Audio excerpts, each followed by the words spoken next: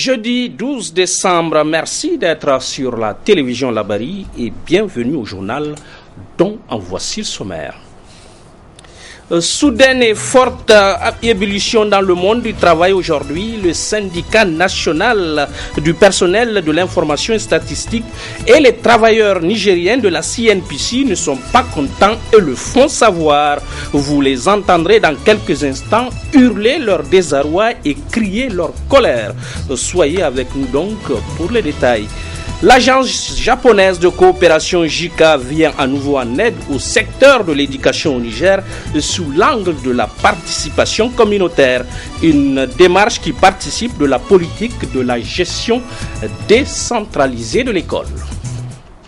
Voilà pour les titres, bonsoir et bienvenue à toutes et à tous. Zoom est plein feu sur le front social à l'entame de ce journal. Le syndicat national du personnel de l'information statistique, SYNPIS, crie sa colère de se voir petit à petit dépouillé de ses attributions. Le responsable, l'usurpateur, dit-il, c'est le ministère du plan de guerre. Las, le syndicat sort du bois et lance ce cri d'alarme.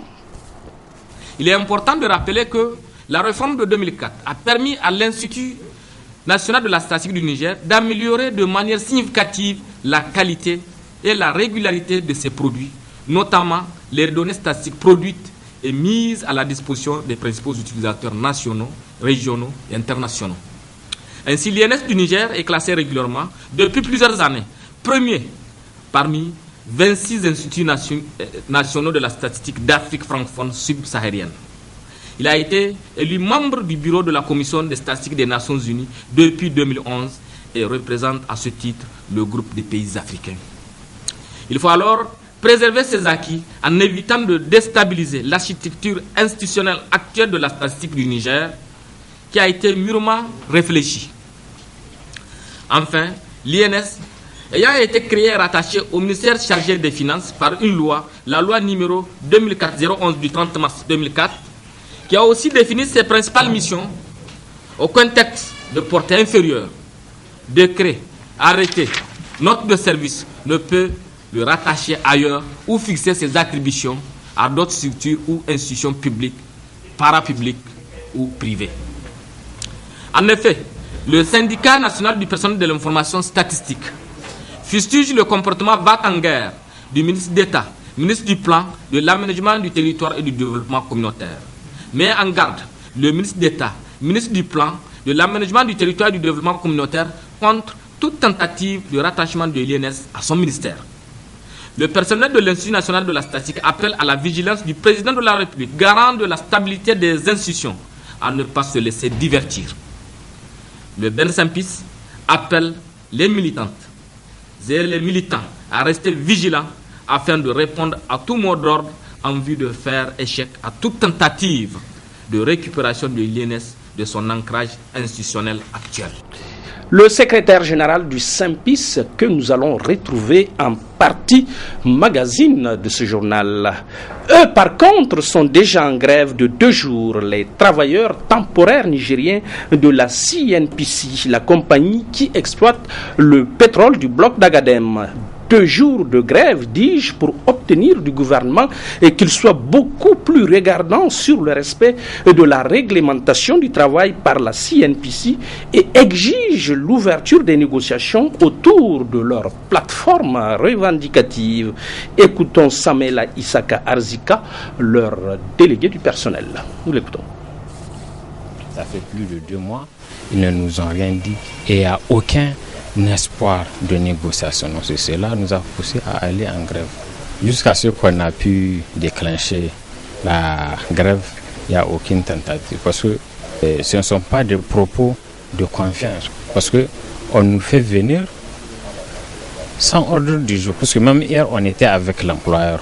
Donc il nous a juste raconté ce qu'il a l'habitude de dire. Nous, d'abord, qu'il nous appelle pour une négociation. Donc pour nos points, les différents points de revendication, il y a d'abord le salaire des Nigériens qui n'est même pas à comparer avec ceux des expatriés. Par exemple, si vous prenez le salaire d'un Nigérien qui est ingénieur à un Chinois ou un Pakistanais, le Pakistanais peut avoir 10 fois plus. En résumé, il y a ceux qui touchent à la journée, ceux qu'un Nigérien ne peut pas toucher au mois. Vous voyez? Comment est-ce que vous pouvez imaginer ça? Et si vous comparez la tâche que l'autre fait et le Nigérien, ça aussi, de la façon par laquelle il y a l'écart salarial, donc c'est contrairement qu'il y ait l'écart en matière de travail. Ça veut dire que celui qui est moins payé travaille plus que celui qui est plus payé. Vous comprenez? Ça, c'est un des points. Et le gros point, c'est quoi? C'est le non-respect de nos textes. Parce que si les textes ont été respectés, on n'aura même pas à gréver. C'est-à-dire que le code de travail n'est pas respecté. Et pour même mettre en place les délégués, c'était autre chose. C'est une lutte qui a été engagée. De 2004 à 2013, presque 10 ans, il y a ceux qui étaient là dans la CNPC avec un contrat qui les rattache directement à COSEF. Or, ça ne devait pas être. Parce que COSEF, c'est un cabinet de placement temporaire. S'il y avait eu un sens de dialogue de la partie nigérienne, on aurait résolu ce problème. Parce qu'on a fait une démarche. Rien que le lundi, ce lundi 9, le jour où on a déposé notre préavis. Avant de le déposer, on a touché l'inspecteur de DIFA pour le demander qu'en est-il de la situation. Il me fait savoir de patienter. Tout le monde est mobilisé. À la base, les gens sont en grève à 100%.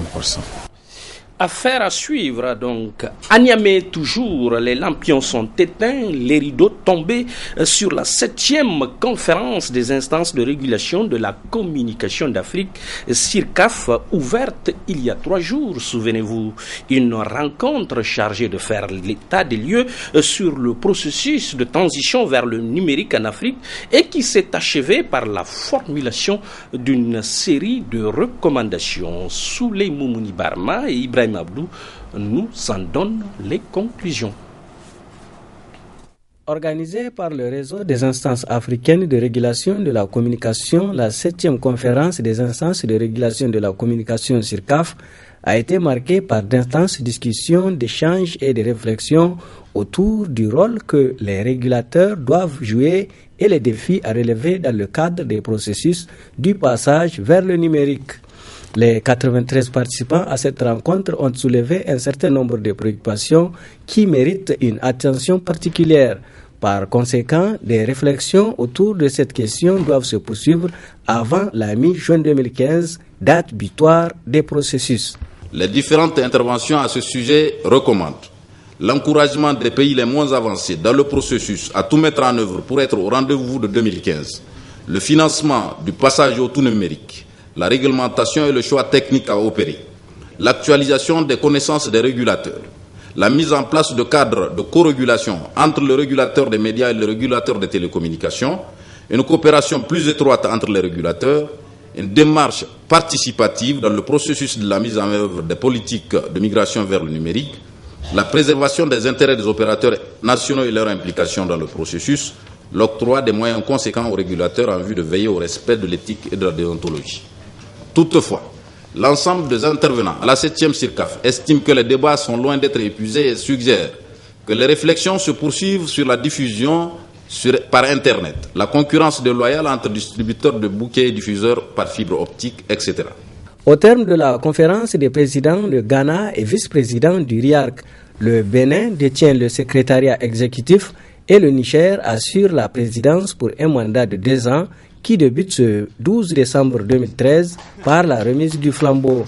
Ainsi, la Tanzanienne Margaret Mouniadji cède le fauteuil à Abdraman Ousmane du Niger qui, à travers le CSC, mettra en œuvre une feuille de route avec de nouvelles visions. Cette feuille de route est axée autour de 5 axes thématiques. 1. La transition vers le numérique. 2. Le cadre juridique et institutionnel de la régulation. 3. La régulation des médias en période électorale. 4. L'égalité homme-femme dans les médias. 5. Le partenariat et le réseautage. À travers donc ce plan d'action, nous avons eu l'ambition peut-être démesuré de réaliser 15 activités en 2 ans, si on regarde les moyens dont dispose actuellement le réseau. Mais ce qui a été remarquable, et il faut s'en réjouir, c'est l'engagement pris ici même à Niamey et presque tout de suite par certaines instances de régulation pour porter et pour organiser volontairement certaines activités.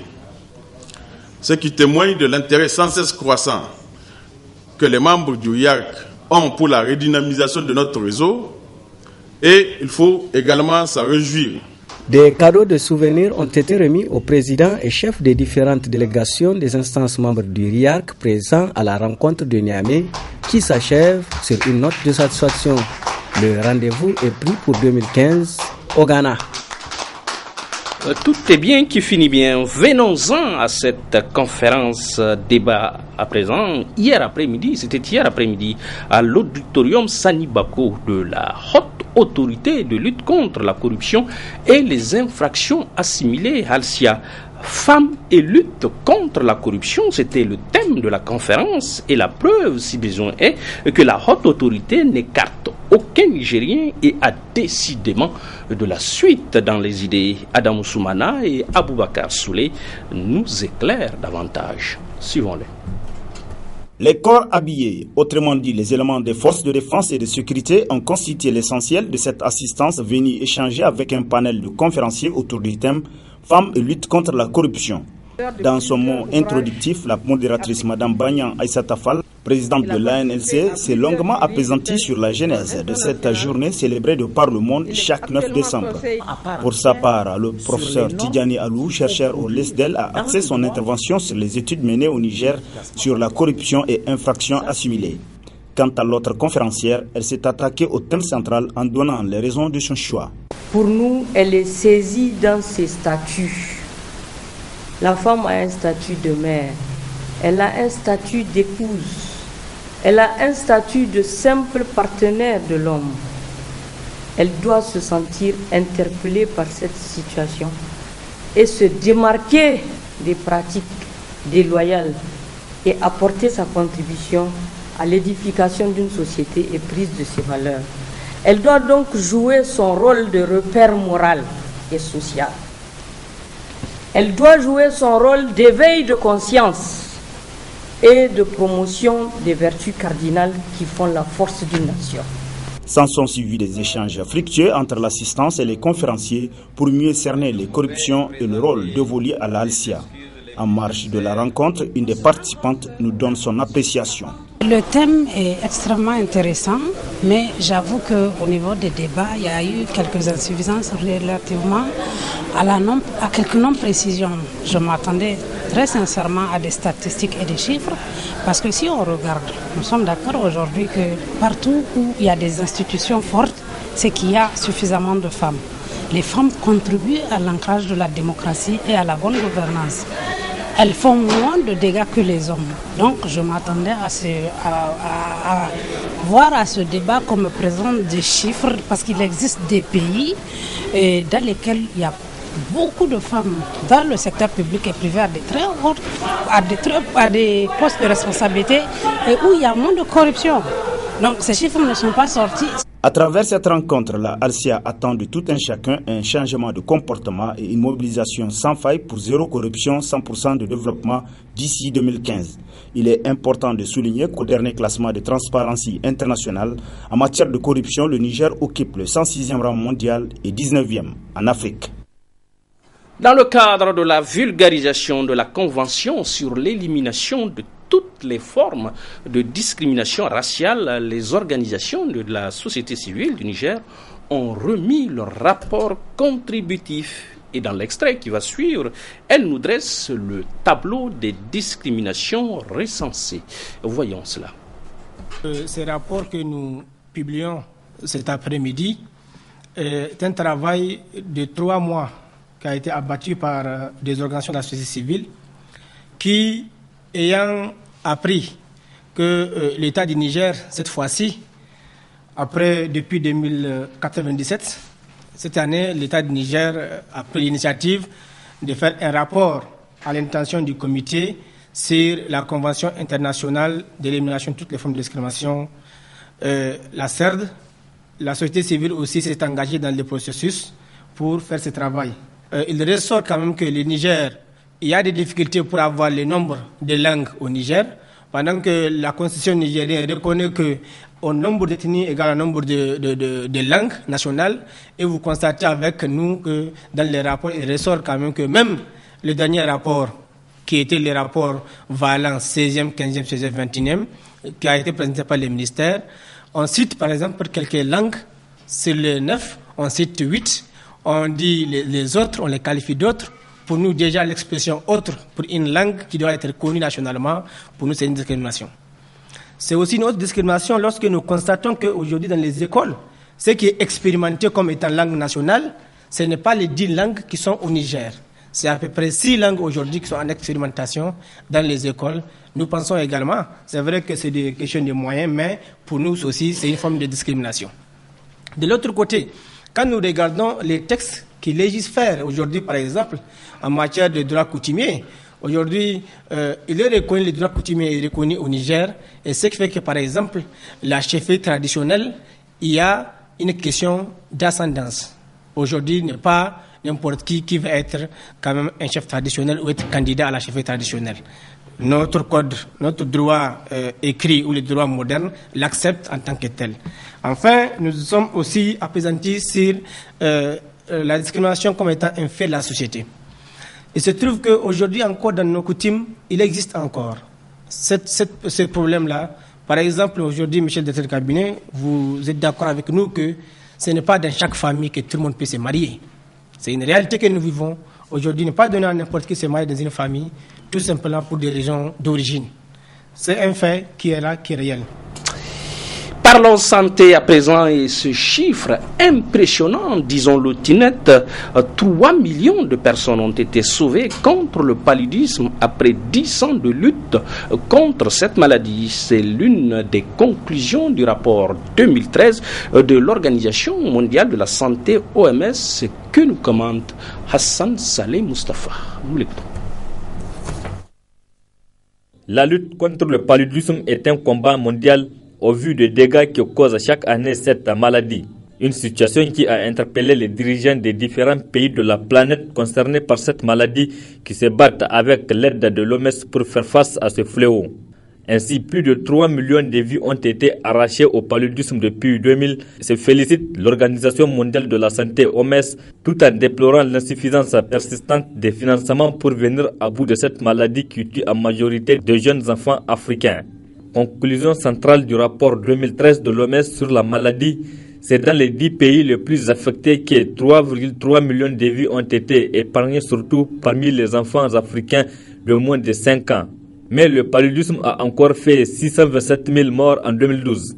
Les efforts pour combattre le paludisme provoqué par un parasite transmis par des moustiques ont permis de réduire le taux de mortalité de 45% dans le monde et de 49% en Afrique entre 2000 et 2012, malgré un accroissement de la population à risque. Cette forte baisse a résulté d'un recul de 29% de l'indice du paludisme dans l'ensemble du monde et de 31% en Afrique. Ce progrès a été rendu possible par une décennie de fort accroissement des fonds internationaux consacrés à la lutte contre la maladie. Ils sont passés de moins de 5 millions de dollars en 2000 à près de 200 milliards en 2012, selon le directeur du programme mondial de lutte contre le paludisme OMS. L'OMS chiffre à 3,4 milliards le nombre de personnes exposées au risque de contracter la maladie. L'organisation relève que près de 80% des cas de paludisme se produisent sur le continent africain. Et malgré l'urgence sanitaire, tant la prévention qu'un traitement universel sont à la traîne. Ainsi, la prévention a connu un revers ces 2 dernières années après un essor de 2005 à 2010. Le rapport de l'OMS pointe un ralentissement en 2012 des programmes de lutte contre les moustiques à l'aide des moustiquaires imprégnés. En Afrique subsaharienne, la proportion de la population ayant accès à ces moustiquaires est restée très inférieure à 50% en 2013. Mais cette année, quelques 136 millions de moustiquaires ont été déjà distribués et pour 2014, quelques 200 millions d'unités devraient être attribuées, ce qui semble indiquer un revirement. Nous voilà édifiés, Hassan Saleh Mustafa. Le 5e arrondissement communal de Niamey a son budget 2014 adopté à l'issue des travaux de la 4e session ordinaire qui se sont achevés ce matin. Sur le budget, son montant et ses composantes, Ibrahim Kikiré et Aboubakar Souley ont pris connaissance et nous en parlent. 163 523 614 francs CFA, c'est le budget 2014 adopté à l'unanimité par les participants de la 4e session ordinaire de lancement communal Niamey 5. Une session dite budgétaire dont les résultats ont été satisfaisants au vu des échanges sans passion qui ont eu lieu. Vos critiques, vos suggestions et vos propositions issues de vos interventions dénotent le sérieux et la sérénité de notre conseil d'arrondissement. Soyez-en assurés que les actes que nous poserons dans l'exercice du présent budget ne pourront en aucun cas sortir du cadre strict des inscriptions budgétaires que nous venons d'approuver. Dans le cadre de l'exécution budgétaire de la ville de Niamey au titre de l'année 2014, je demande au conseil de ville de s'investir afin que le maximum de propositions d'investissement inscrites dans notre programme d'investissement annuel PIA puisse être exécuté pour le bien-être de nos concitoyens. Je reste persuadé que cette constante et cette disponibilité que vous venez de démontrer au cours de nos travaux ne nous feront pas défaut pour les nombreuses étapes à venir de notre mandat. Les conseillers du 5e arrondissement de Niamey ont également rendu un hommage à Nelson Mandela, ancien président sud-africain. Le budget 2014 de l'arrondissement communal Niamey 5 s'élève en recettes et en dépenses à 163 millions de francs CFA, a connu une légère hausse comparée à celui de 2013. Il sera envoyé à la mairie centrale de Niamey pour approbation. Un budget qui a pris en compte les préoccupations de la population du 5e arrondissement de Niamey.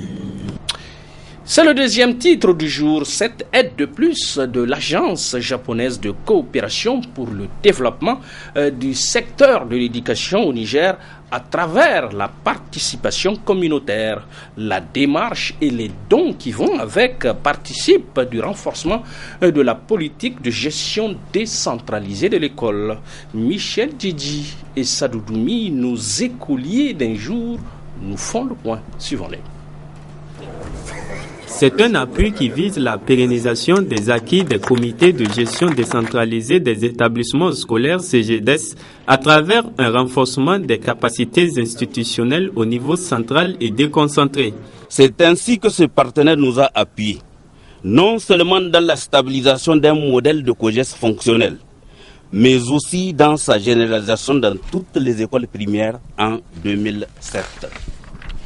Il a aussi participé activement à la mise en place de nos structures de suivi composées d'une coordination nationale renfermant 3 divisions, de 8 points focaux régionaux et de 50 points focaux départementaux. Les structures communautaires que nous animons sont les 266 fédérations communales de COGES placées sous la responsabilité des mairies et les 15 810 CGDES fonctionnels répertoriés dans notre bilan annuel 2012-2013. Le coordonnateur de la CGDES a par ailleurs indiqué que l'Agence japonaise de coopération internationale JICA est restée depuis lors aux côtés de ces structures pour pérenniser les acquis en faveur d'une éducation de qualité au Niger. Des efforts hautement salués par le représentant de la ministre de l'Enseignement primaire. C'est le Dieu pour moi de témoigner au nom de Madame la ministre, la gratitude du peuple et du gouvernement de la 7e République du Niger, peuple et gouvernement. Occasion pour le chef du projet JICA École pour tous de rappeler les objectifs de ce projet qui a vu le jour en mai 2012. Il s'agit de faire de coordination nationale de CGDES une structure capable de mobiliser et faire participer la communauté toute entière autour de la question du développement de l'éducation au Niger. Le conseiller technique de la ministre en charge de l'enseignement primaire a de son côté assuré que ces dons feront l'objet d'un usage judicieux et que tout sera mis en œuvre par la coordination de la CGDES pour tenir ses engagements au nom de son ministère de tutelle. La cérémonie a pris fin par une visite des locaux gracieusement offerts. Continuons à parler éducation, Michel Djedji, avec l'Institut de formation technique de l'information et de la communication, IFTIC. Difficile de ne pas s'en apercevoir, l'Institut accumule les succès et devient de plus en plus et de mieux en mieux l'attraction scolaire de la capitale. Au nombre de ceux qui s'y rendent, le directeur général de ITT Informatique. Il est allé visiter, vous allez l'entendre, mais pas seulement. Voyons cela. Après une rentrée scolaire 2013-2014 démarrée sous un chapeau de roue, l'Institut de formation technique de l'information et de la communication IFTIC renoue avec le flot de visiteurs. Tous conquis par la démarche partenariale de l'Institut et tous convaincus par les avantages mutuels qu'elle génère. Ce matin, c'est le directeur général de l'ITT, Informatique, Technologie et Télécommunications, qui rend visite. Et sur place, il fit le tour complet de l'Institut, eut droit à toutes les explications et bénéficia de toutes les attentions. Et au bout de quelques heures, voilà les deux parties qui parlent d'une convergence de points de vue et d'un partenariat à sceller dans le plus bref délai. À l'évidence, le marketing IFTIC vient à nouveau de faire ses preuves. Nous avons arrêté de nous rencontrer pour signer une convention de partenariat. À travers cette convention de partenariat, la direction générale de l'ITT s'engage à appuyer l'IFTIC dans le domaine du matériel informatique. L'utilité de ces partenariat pour les étudiants, c'est que c'est en train de permettre à l'IFTIC de mobiliser les moyens techniques devant permettre à la formation de ces étudiants-là. Et quand vint le moment de partir, le visiteur dit emporter avec lui de surprenants et précieux souvenirs. J'avoue que je ne m'attendais pas à retrouver ce que j'ai retrouvé. Et en gros, vraiment, je suis entièrement satisfait. On s'est entendu sur le partenariat ITT Informatique, IFTIC. Cette visite, comme celles qui l'ont précédée, aura une suite, confie les deux parties. Et l'IFTIC ne relâchera pas l'effort, dit-il, dans sa quête quotidienne de l'excellence. Plus en détail à présent, revenons sur la déclaration du syndicat national du personnel de l'information statistique SYNPIS. C'est la partie magazine de ce journal. Bonne réception et excellente fin de soirée en notre compagnie. Au revoir. Comme vous le savez, l'Institut national de la statistique a été créé depuis mars 2004 par la loi numéro 2004-011 du 30 mars 2004. Cela fait ainsi environ 10 ans que l'INS a vu le jour et a comme ministère de tutelle le ministère des Finances, tel que prévu par cette loi du 30 mars 2004 à son article 19, deuxième paragraphe, qui stipule que l'Institut national de la statistique est placé sous la tutelle du ministère en charge des Finances. Mais de quoi s'agit-il? Après l'installation des membres du premier gouvernement de la 7e République en 2011, les différents ministres ont procédé à une réorganisation et à une redéfinition des attributions de leurs ministères respectifs. Dans cette foulée de réorganisation et de redéfinition des attributions, le ministre d'État, ministre du Plan, de l'Aménagement du territoire et du développement communautaire, a fait une tentative d'arracher l'INS au ministère des Finances tout en introduisant dans ses attributions, la collecte, le traitement, l'exploitation des statistiques de toute nature et en particulier économique et sociale en relation avec les ministères concernés. Avec les ministères concernés, qui est une des missions principales de l'INS, fixée par la loi 2004-011 du 30 mars 2004. Par la suite, en ce temps, un projet de modification de cette loi statistique a été même préparé et introduit par le ministre d'État en charge du plan. Cette première tentative de rattachement de l'INS au ministère du Plan a échoué grâce à la vigilance de notre ministère de tutelle, du syndicat et du chef de gouvernement qui ont vite compris que cette loi n'a point besoin d'être révisée. Car il s'agit de cette loi adoptée par l'Assemblée nationale en 2004 après de longs débats et celle-ci qui a rattaché l'INS au ministère en charge des Finances pour des raisons toutes objectives et qui vous seront évoqués tout à l'heure. Ce dossier ayant fait l'objet de protocoles d'accord entre le ministère des Finances et la Fédération intersyndicale des agents du ministère des Finances FISAMEF, en date du 19 juillet 2012, a été considéré clos. À notre grande surprise, il refait surface. Le ministre d'État, ministre du Plan encore, a récidivé à travers le décret de réorganisation du ministère du Plan, de l'Aménagement du territoire et du Développement communautaire pris en Conseil des ministres en date du mercredi 4 décembre 2013, en intégrant pour une deuxième fois dans les attributions du ministère du Plan celle de l'INS, conduisant du coup le ministre des Finances a violé le protocole d'accord avec la FISAMEF sur le point relatif à l'ancrage institutionnel de l'INS au ministère des Finances. Cela démontre sa détermination à rompre avec la légalité. Mais une chose est sûre, un décret ne peut jamais supplanter une loi. S'agissant des probables tentatives de modification prochaine de la loi statistique en sa seule faveur, nous, syndicat national du personnel de l'information statistique, n'acceptera jamais un quelconque rattachement au ministère du Plan et nous allons user de tous les moyens légaux pour empêcher cette dérive. Il convient de lui rappeler que pendant plusieurs années, au début des années 1990, des débats avaient été engagés dans les pays africains sur la place de la statistique et la fonction statistique dans les politiques de développement et dans les politiques économiques et monétaires de ces États. De nombreuses rencontres ont été organisées, de nombreux travaux ont été réalisés qui ont conduit la plupart des experts du domaine à recommander que les offices statistiques des pays africains soient érigés en des structures dotées d'une large autonomie de gestion administrative et financière. Que les offices statistiques des pays africains soient rattachés à des structures stables, pérennes et durables pour leur éviter l'instabilité institutionnelle observée dans les pays africains et liée très souvent aux crises et autres changements sociopolitiques intervenant assez régulièrement. Que d'importantes ressources financières, matérielles et humaines soient mobilisées et mises à la disposition des offices statistiques des pays africains, puisque la fonction statistique est devenue indispensable, importante et transversale.